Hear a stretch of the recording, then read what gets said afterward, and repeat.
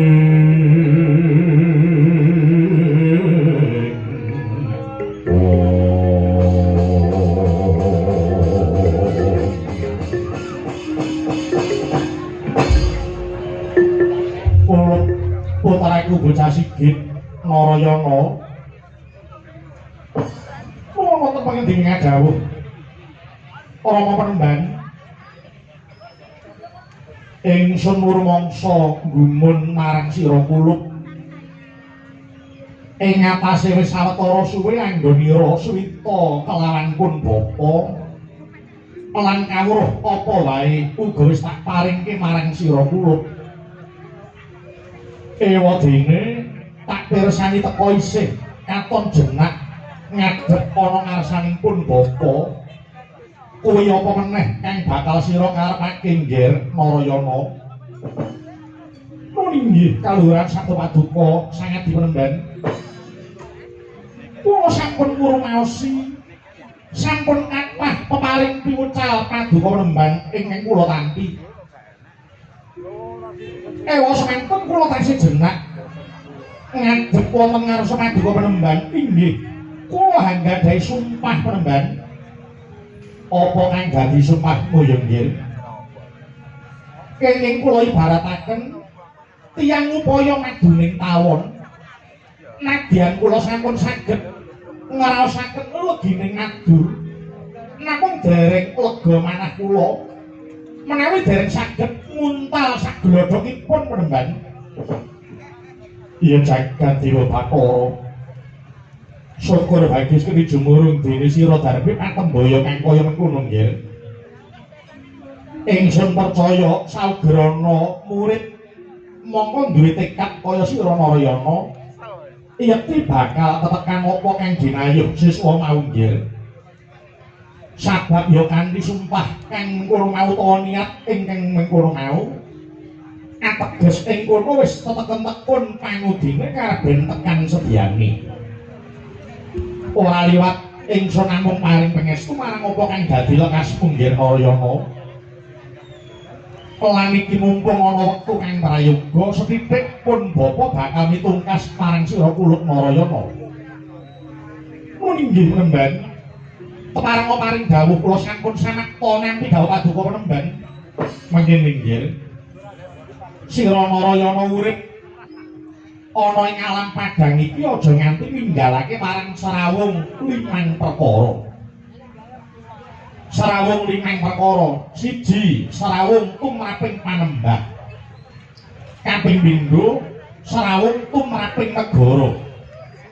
Katelune Serawung tumraping bebrayan. Kaping 4 Serawung tumraping alam. Dene kang wekasan ya kuwi Serawung tumraping kapribaden. Iku kuluk ingkang wajib sira tindakake saben dinane. Oh inggih. Kados pundi babaripun tembung kala wau penemban mangkene. Serawung tumraping panembah kudu ngurmangsani menawa sira urip ana sing nitahake. Ingkang mengkono sira aja pisan-pisan lali marang kang nitahake dene elingmu marang pangeran. Ya kanthi manembah ing ngersani Gusti manut marang satataning agama kang sira rasuk. Tindakno sekabeh ngapa kang dadi gawe, singkirana marang sekabeh kang dadi larangane. Uga sira ngurmatana marang wong liya ingkang uga manembah marang Gusti kanthi metu marganing agama sing beda-beda. Surupa nggih wong manembah marang Gusti kuwi kena tak ibaratake kaya wong lelungan ana sawening kutha ingkang tinuju. Nadyan beda-beda dalane nanging siji kang kaesti manembah marang Gusti kang nyipta jagat. Mula kang mangkono kabeh kudu ngudi lan budidaya rukune wong-wong kang padha manembah marang Gusti kang nyipta jagat Narayana. Pundi ingkang kaping pindho Serawung tumraping negara. Surasane sira kudu ngurmangsani menawa uripmu kuwi ana sajroning negara. Ing mangka negara kuwi duwe aturan lan sing jeneng tatanan utawa pernatan kuwi ora sanak ora nyadang. Sapa ingkang luput kudu nampa pidana. Dene sapa kang labuh kudu nampa ganjaran. Mula sira wajib nyengkuyung mungguh apa kang dadi gegayuhan negara lan bebrayane ya nggih. Ora ketang klungsu-klungsu yen sira melu budidaya bisane tumuli wujud gegayuhan mau nggih Narayana. Banjur ingkang kaping 3 Serawung tumraping bebrayan. Sira urip ana praja kuwi ora dhewe, ora ijen ning bebarengan karo bebrayan agung ing mangka negaramu iki dumadi saka pirang-pirang ewu pulo, pirang-pirang suku, pirang-pirang adat lan budayane.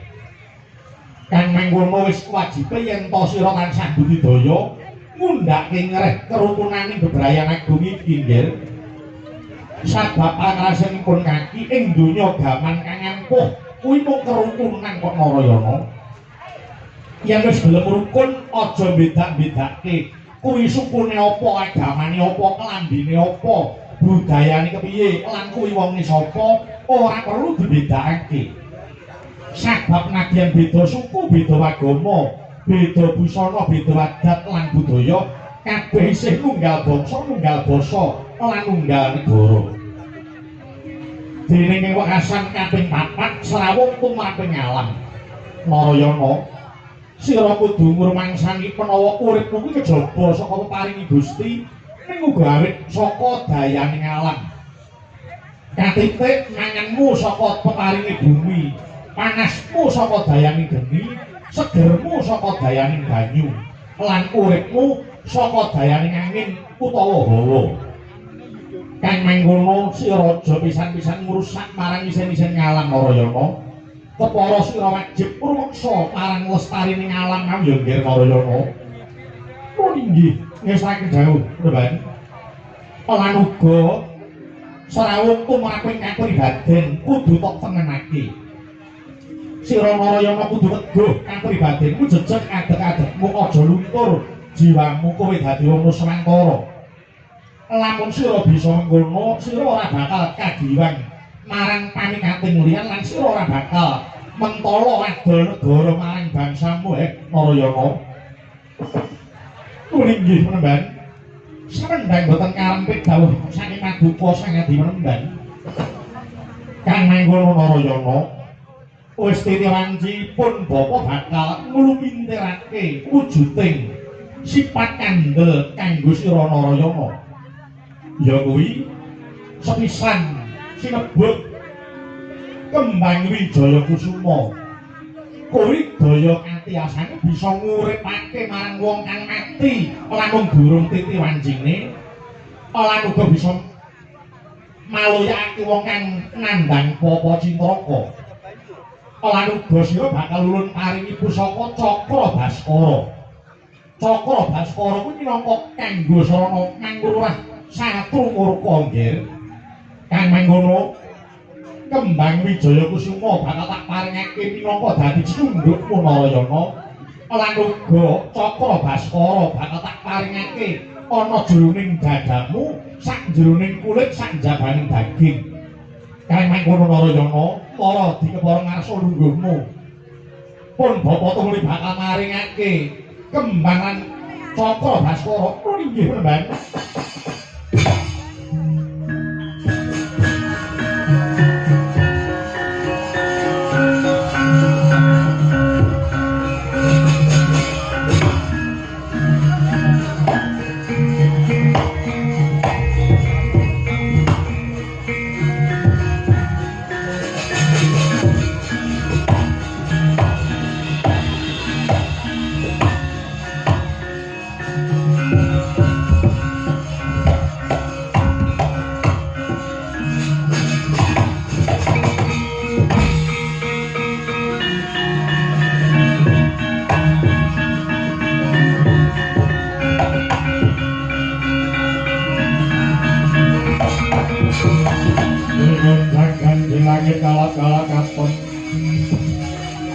Lirigin sanging sang awet gandrung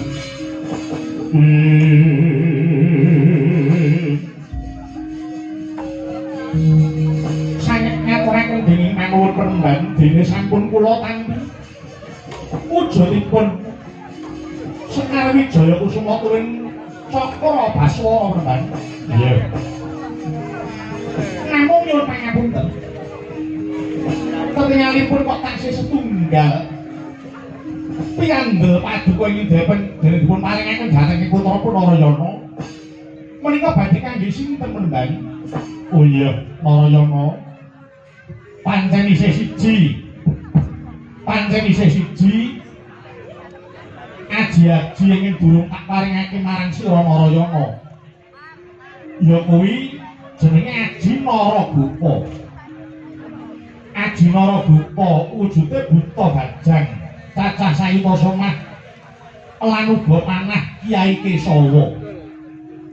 Lan munta sira wis ngatek Aji Naragopa lan panah Kyai Kesawa, ing kono sira Narayana bisa trini krama wujud raseksa gedhe pinggir dhewe nggih. Oh nggih.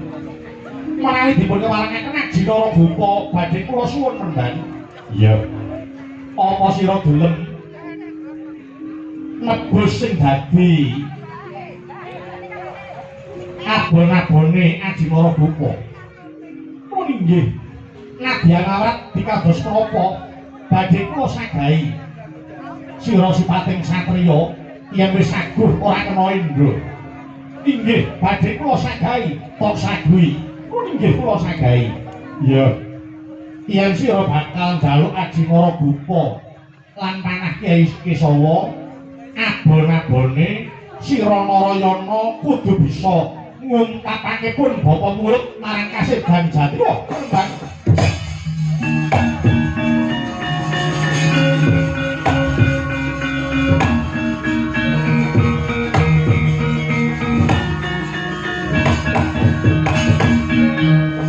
Penemban.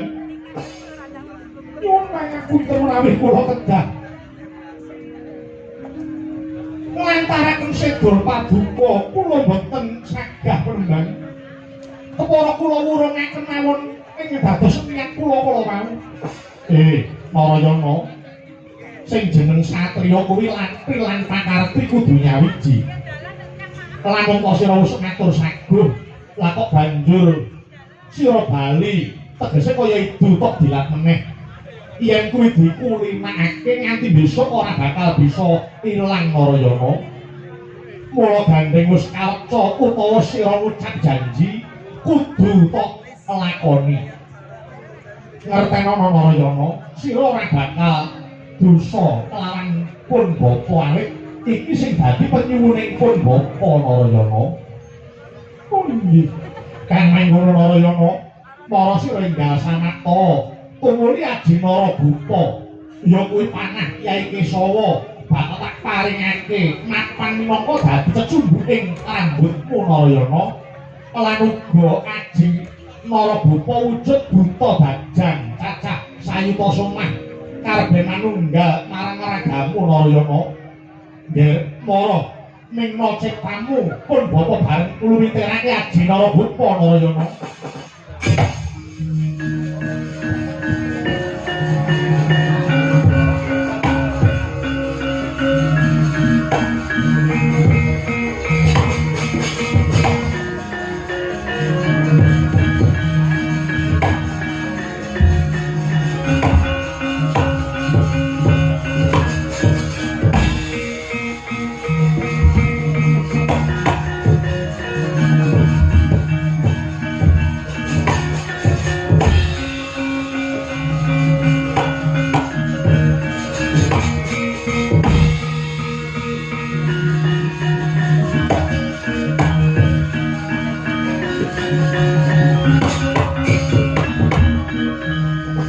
sawise sira tampa Narayana kewajibanmu aja nganti lirwa sira nguntake marang sedanipun bapa oh nggih kula tegas terus pundi bapa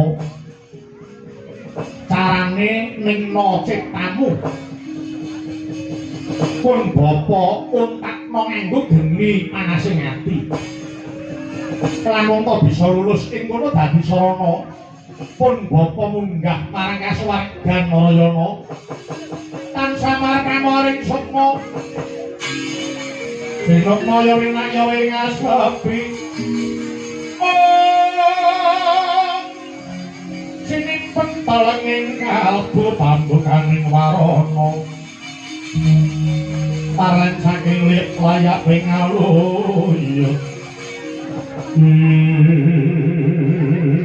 Bapak kaya mengkono sigra sang Narayana sedatep saluku tunggal nutupi baban Basana sajuga kang sinidikara nggih samuja geni panasing ati saking suruning pangesti saking pojoking mripat bekurep kang dahana mung sakonang gedene nanging dupi dahana kang arutan kasiniring maruta saya wageng urupe kang dahana tengah ngobar marang sang Padmanaba urupe geni awarna kadikluwung kuwawa nutakaken sedane sang Padmanaba labet pandhita kang wis katarima sugenge ora mokal sedane Begawan Padmanaba moksa sakragane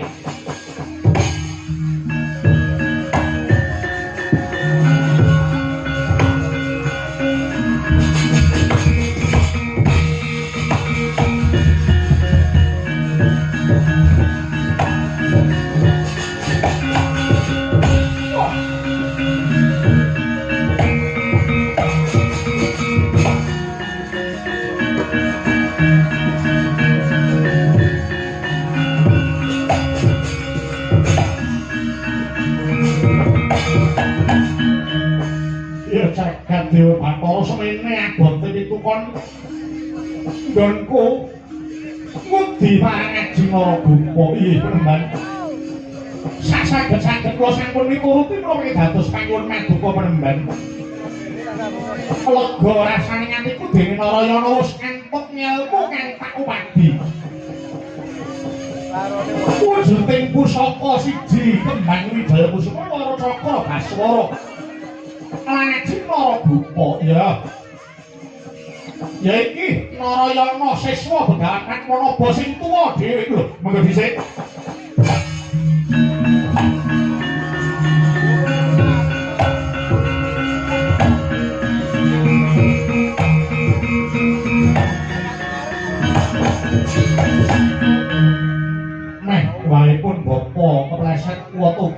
panggil bareng krungu kandhane sing kaya mengkono Narayana. Nger Narayana sira kuwi dudu seswaku sing tuwa dhewe. Sadurunge Narayana wis ana ingkang meguru kelawan pun bapa, ya kuwi Panengah Pandhawa Permadi. Kuwi seswaku sing tuwa dhewe. Mula Narayana eling-elingen kang dadi gawing pun bapa. Sira Narayana ora kena pisah kelawan Permadi. Lamun sira kepengin gayuh kamulyan bakal mulya uripmu lamun gandeng tangan kelawan Raden Permadi semono kosok baline Raden Permadi bakal nemu mulya lamun tok gegandengan tangan kelawan sira Narayana.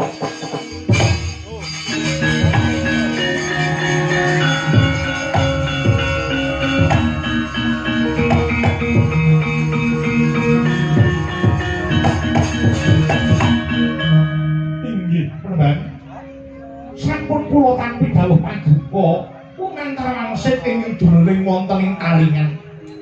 Inggih badhe klestaken dawuh paduka Bapak Remban.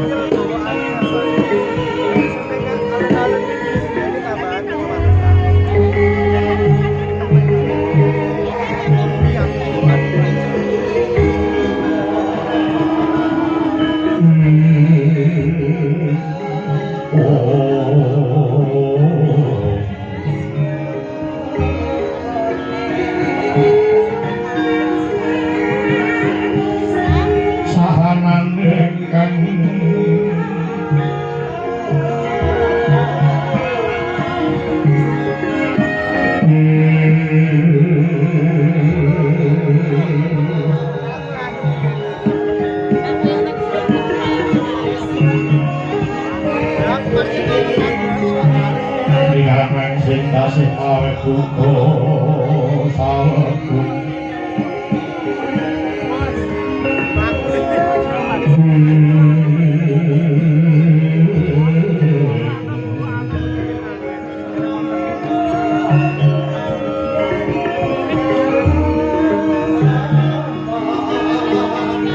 masih rindukan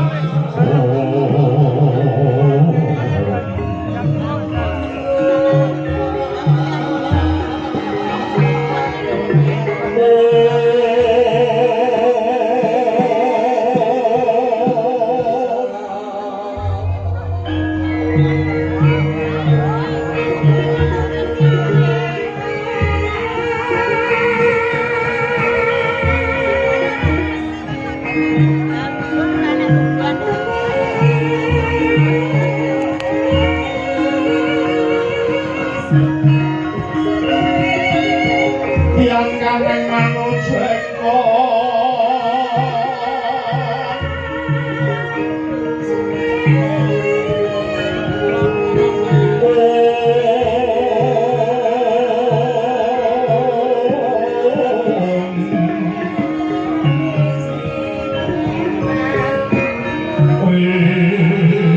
jengaya kaneng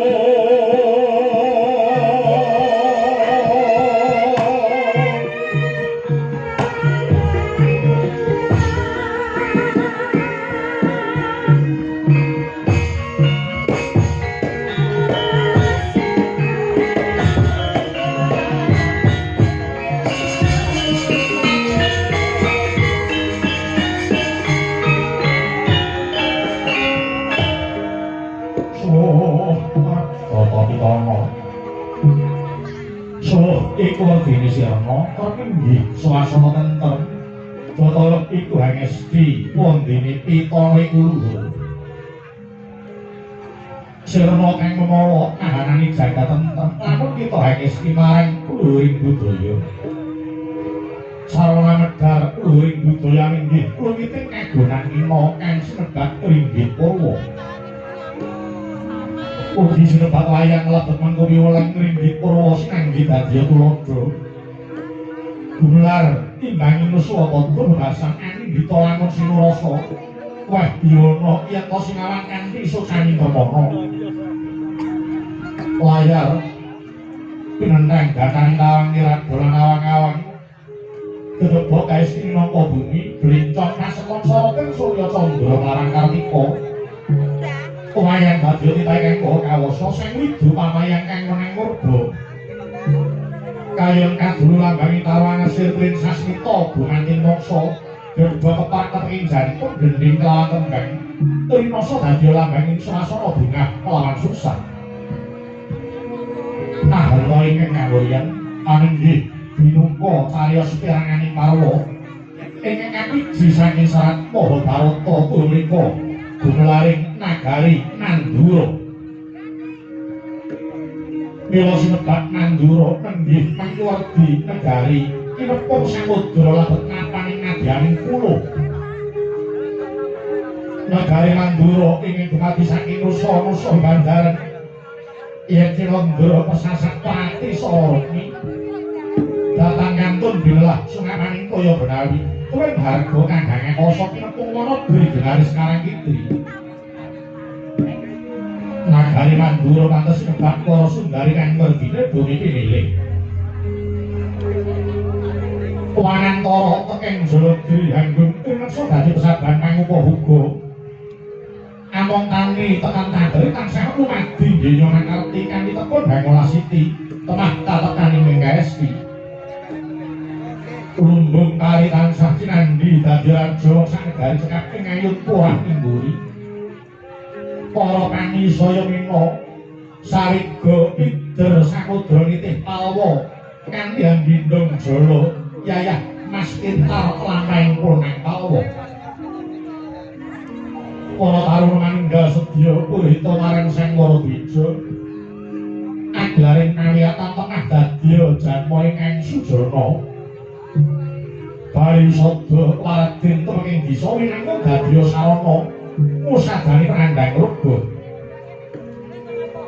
marga-marga pinapawarata bali wisma engga gapura kulines bangun 15 Lani Sindura para kuning warga dados teken salasih minangka rigen tan wonten gendak Sekara Bebrayan sae papraya uluring asma kinarya japa anggayuh uluring bangsa mila kantos negari Mandura sinebak ngancik ing jaman Swarna Dipa wenang dene cakra jejuluke Sanata ing ngasta Sangsa Agung Sanata jejuluk Prabu Baladewa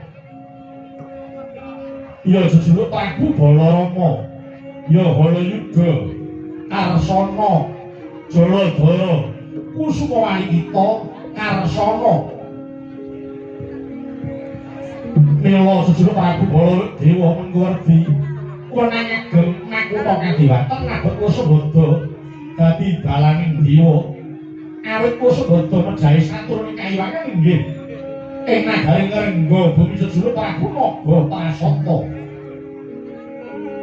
inggih jejuluk Prabu Balarama Mangkuwardi dadi pustikaning prajurit ya Sang Prabu Balayuda kalebet puspondang kaunang-unang Narendra ingkang sutek nganggo tantang inggih Sang Prabu Kakrasana awit rumiyin dadi sekaring para taruna ing Widara Kandhang ya Sang Wasi Jaladara minangka dadi pepenget Narendra ingkang duwe datang duwe rasa kesel kelawan luka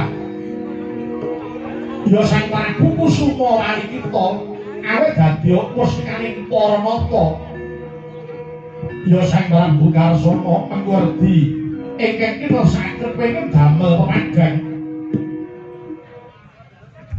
nyata Prabu Baladewa Atma Jendra Mandura mijil pembarep putranira Sang Prabu Basudewa monggo kaya mangkono nuju alir saking aring mangsa kaguna Sang Atomya Siniwaka lenggah ing dampar dharma semeta nagari 15 kang sekarang jung Silebaran Boraksari Dinandawida Wisa Jebakasturi satemah Kungas Gandanira nganti pateng Pangurakan Jawi miyos Sang Buminata kaya Korban Sedi manggung ketanggung Biyada Pawongan kang sami nampil upacara nata arupi banyak dalang sawunggaling Hardawalika kacumas Dwipangga kang sarwa kencana temah sirna kang anungsanira tan mantra-mantra nata Mandura Prabu Baladewa pesasat Bathara Brahma ngejawantah kaya Porapsari Gambar hamlabar kang sami srewa wiwit saking Paningrat dumugi Kori Brajanala kebegan madya kang sami gantung seba ing Batira Ngayun ketika ronteng lan bojo kangge Dagung Cinandra pindha jalagya katemu maruta swasana rep sing teteman tan ana swara kang nyabawa anggung kabyasa swara dawing kusara kahiring bisali kang lanjut ngarti kanthi sareng lan kanthi sareng tunggal ganggel suwantenan Yaraga sumawur ojaing kutila kelangan nata ingkang den piora didalem kinasih napa Kyai Kutila Reksa saya hamawai asring nangilan angging kemarang abiyatari ngarsa nata lah menika pepatih kekasih Raden Matih Sara Praguta Warangka ingkang aladut sumeh dasar pinter momong ngarantu sak kawulane ora kok kalkinasih marang sang nata kasambeting puntat ketingal pasibaning Patih dan Suraprabawa ing jawi begambar sang Yoha ngantri Bupati Jayeng Tantomo Hambaludak nganti handoyong-doyong lepancak sujining lakon sampun dang lenggah siniwaka panggene derek kapiarsa dadi panggilan nata Pandura Prabu Baladewa Mangkono aturing Patih Praguta pecah parang suringan swasana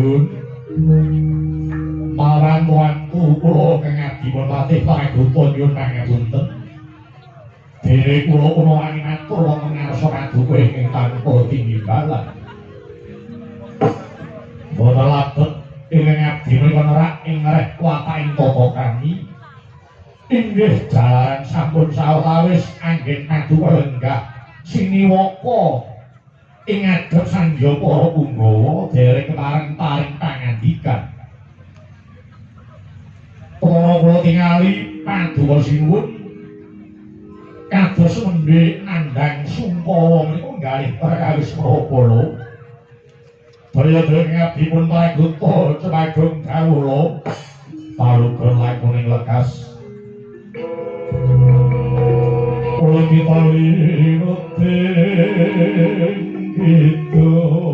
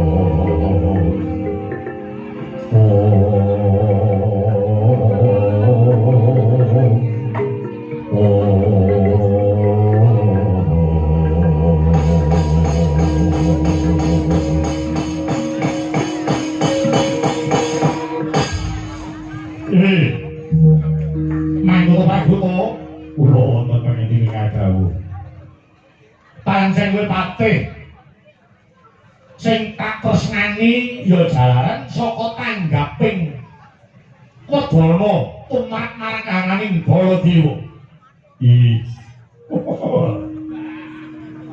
Kemarin kula ngaturaken menuwun dene kula ngajek dhateng sesamining ngabdi ya. Nadyan kala-kala aku iki sok kepengin nesu karo dapurmu ning gandeng wis ngetokke sregepmu. Tapi durung titilan sini Pasiban wis sibuk. Kowe kok tandani kowe patih sing ngerti karo gaweanmu Pragoto. Wih. Matur nuwun sinuwun. Detaipun kula mriku ngestu padha karo Paduka sinuwun ngantos kumoan iku molancang sowan saderengipun Pasiban dipun wiwitiya ora dadi apa. Diajeki dikerepi sing kaya mengkono kuwi kabeh kanggo nebus peluputanmu karo kanca-kancamu wingi-wingi kuwi. Pragoto, kula wonten dawuh. Siang Bantara ingkang tak penggalih ora ana liya mung kejaba kadangku ya Gusti Narayana. Raden Narayana kados pundi sinuwun? Lah ya kuwi lho. Wah. Narayana kuwi mangsane apa isih Jaka kok piye jane? Yen tak pikir dheweke kok ora duwe rasa welas karo bojone Kyai Jembawati. Lan aneh sing padha ora ngerti dikira aku iki sedulur tuwa sing ora bisa ngandhani sedulur nom Pragoto. Apa kira-kira Narayana kuwi meri karo Baladewa? Saksurute Kanjeng Rama Prabu Basudewa ingsun ingkang pinilih minangka dadi Narendra Mandura. Mbacutake Kanjeng Rama Basudewa. Pragoto, kula wonten dawuh. Baladewa kuwi dadi ratu ora merga saka kekarepanku dhewe. Siji, awit saka dadi aturaning kraton. Lamun wong tuwa lanang wis murut kasedan jati, putra lanang sing metu pembarep ya kuwi sing bakal dumanti panggane Kanjeng Rama Basudewa. Kaping pindho awake para kawula Mandura jare Baladewa kuwi wis akeh labuh-labuh umat negara Mandura. Ing kaping telune aku kuwi dipilih para kawula lumantar wakil-wakile dadi aku dadi ratu kuwi ora saka karepku dhewe. Apa kira-kira Narayana meri ngono apa piye? Dheweke sing ora dipilih dadi ratu terus lunga sing tanpa pamit tanpa wangenan. Monggo jare wis tak paringi bumi Banjar Patoman lho. Kurang apa aku mikir karo sedulurku Pragoto. Wah. Pragoto. Aku yang mikir sedulurku Kyai Narayana nganti ngelangut tebaning pikirku. mongko wis duwe bojo Yai Jembawati. Kaya ngono kok ya mung ditinggal klincur bae. Apa ora krasa yen sing ning omah wis ana sing ngenteni? Iya. Loh, upama Meri, lah kok yo biyen-biyen kandha karo aku. Upama Yai Narayana pengen dadi ratu, aku iki pasrah marang Yai Narayana. Baladewa ora dadi ratu ora apa-apa. Waton sedulur-sedulur iki padha rukun lahir batin ora butuh. Wah, piye Praduta? Aku kok malah bingung gagas Yai Narayana. Nuwun sewu keparing kula suplawatur sedulur. Ya, aku sewu Padyagung pangatsami. Saking kemanggih kula estunipun Raden Narayana menika boten kagungan raos Meri dhateng kalenggahan paduka ingkang sinuwun. Lho, kowe kok muni kaya ngono kuwi dasarmu apa? Kula ngertos wiwit tasih enem ngantos dumugi paduka dewasa. Paduka sinuwun Raden Narayana dalah Raden Ayiwara Sumbadara menika dipun bulawentah kaliyan Bibi Sagopi kaliyan Paman Antiya Bupa wonten Widara Kandhang. Kali mekaten paduka sakadang sampun ngaosaken rekasane wong urip ana ing Karang Pradisan. Nadyan Paman Sagopa menika namung sak drajating tiyang angin lembu nanging nyatanipun pinter bulawentah dhateng lari. Buktinipun sareng sampun sami dewasa sedaya dados prayagung luhur kepara kengai Raden Narayana sugengipun boten namung mikiraken pribadinipun piyambak. Raden Narayana tansah budidaya dhateng tindaking panggesananing para kawula Mandura kadosta paring sandang tiyang kawudan, paring buga tiyang keluwen, paring kudung tiyang kepanasan, paring payung tiyang kejawan, paring teken tiyang kelunyon saha paring kepadang dhateng tiyang ingkang nandhang mekaten ugi boten enten bangun papan pangibadah. Gusti kula Raden Narayana menika dipun alem inggih boten bungai, dipun elek-elek inggih ketingal sabaripun. Lekas pekaten kula wau mertelaken bilih Kang Rai namung mligi sabyatu dhateng paduka sinuwun Mandura. Hebatipun malih ingkang Rai menika boten nate ngetok-ngetoke dupeh seduluring ratu. Nadyan boten ketingal gendhong kumalungkung, boten nate ngurusui menapa-menapa dhateng paduka sinuwun sedaya pentas piyambak. Dasaripun Kang Rai Narayana menika seneng nguwongke wong. Lah, mila boten bokal kathah tiyang sami mestani bilih Kang Rai Narayana satunggaling prayagung ingkang sugih tanpa bondo, mlurut tanpa bala, menang dhateng ngasorake. Inggil boten ngungguli, andhap inggih boten kumpulan. Sedaya kula wau labet anggenipun tansah jagi kawibawan asma paduka sinuwun. Malah Kang Rai nate raosan kalih kula. Lho, Yai Narayana kawurasan apa karo kowe? Kok sajake kok templek karo kowe Praduta? Iki. Sajake kok akrab karo kowe Narayana kuwi. Persasat keluaripun Kang Rai Narayana kula ngertos sedaya. Kasa wangsulipun wadi kula nggih dipun cepeng Kang Rai Narayana. Menawi Pangeran Nijabahi upami sinung derajat dados ratu kacarios badhe kados kamukten piyambak. Boten badhe ngajeng-ajeng tilaranipun tiyang sepuh mekaten raosanipun sinuwun. Wah, ya. Yen pancen Narayana bener kandhane kaya ngono kuwi muga Gusti Kudaneni idam-idaman Yai Narayana. Ya mung kudu eling Praduta.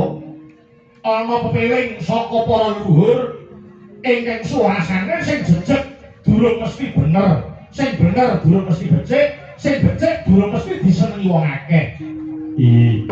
Lakar donya menika ketimbanganipun namung wonten kalih, ala becik bunga susah padang peteng, seneng kali boten seneng niku ketimbanganipun sinuwun. Ya, Kang kula Praduta, yen nganti pletek ing srengenge dina sesuk-esuk Gusti Narayana durung bali.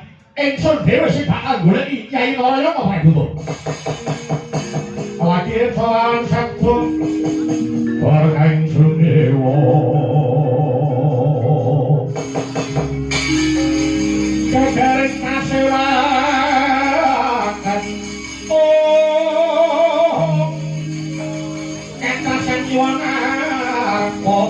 Wiragata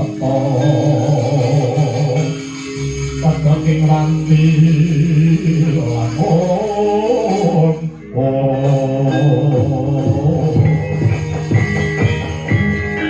Ya pangene kalah garangga muncar Timane kunang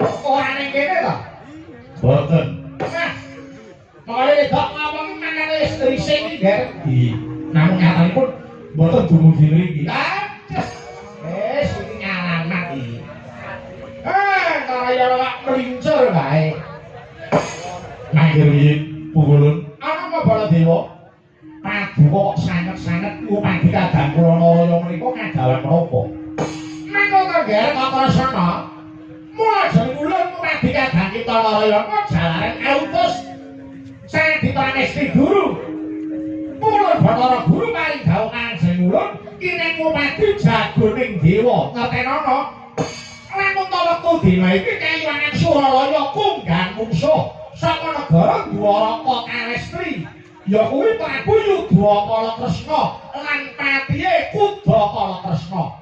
Dheweke bakal ngamar Bakali Supraba lan uga bakal njaluk kayuwaning Suralaya. Menawa dawuh saka Guru Kinan goleke jago satriya pinandhita ora kok iki kejaba kadakita Narayana. Waduh, Ulun. Menawi kawontenanipun kayuwaning Suralaya kados mekaten, gandeng adi kula Narayana dereng inanggih menawi kula ingkang makiri kados pundi. Iki perang lho, Iki perang. Apa jeneng kita ora bakal kebotan. Ulun, kula ngurmaosi. Kakrasana pikantuk nami Baladewa ugi saking para Jawata. Ilmu Ulun, menawi wonten kepareng paduka Baladewa sagah remuk kinarep sawuh putung kinarep bebalang. Kula badhe ketingal labur-labur kula dhateng para Jawata menika minangka dados tandha setya bekti kula kaliyan para dewa Ulun. Kula ing griya mangku mangun kanggo anggen lelena tanpa ganen ya tanpa lusa kanggo sang diahumo mangkala sang tata mudha wis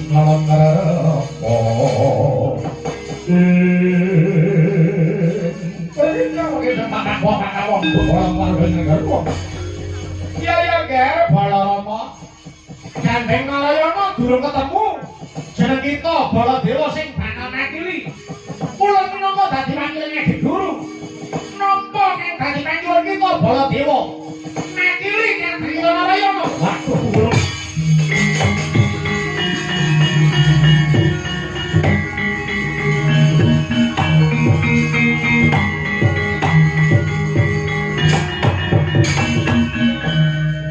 Raga asing anak kula dene sampun katampi panyuwun kula anggen kula makiri dhateng kadang kula Yai Narayana. Ya ana kono Baladewa gandeng wis ana sagwan kita maringgal wujudna sagwan kita ngundurake mungsuh ing padha kancing baris ngorban kemanasan. Dinten menika kula tumrap katakan wadyabala saking Mandura. Umure badhe kula kani ngunduraken Narendra Yaksa ingkang arsa bedah kayuwaning Suralaya. Kula disiken aku. Muga-muga lan jeneng kita Baladewa sebab iki nanging biasa minangka bening. Anong suni ngomong sing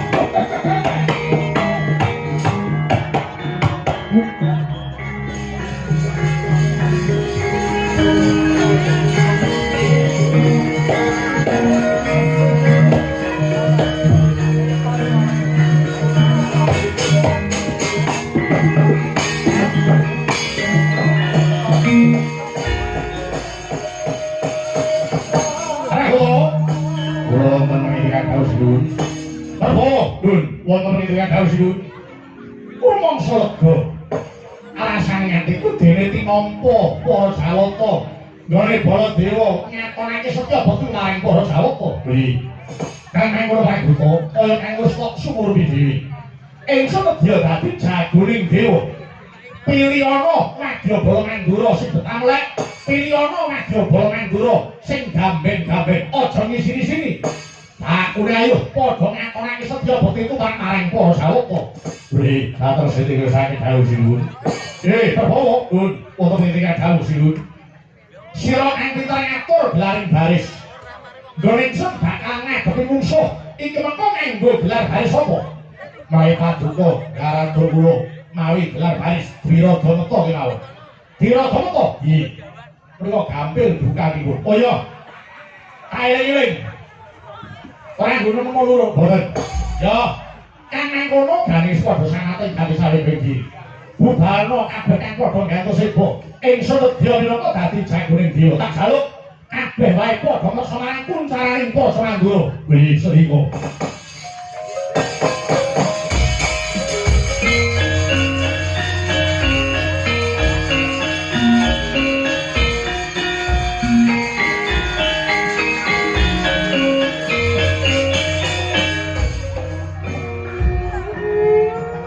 Thank you.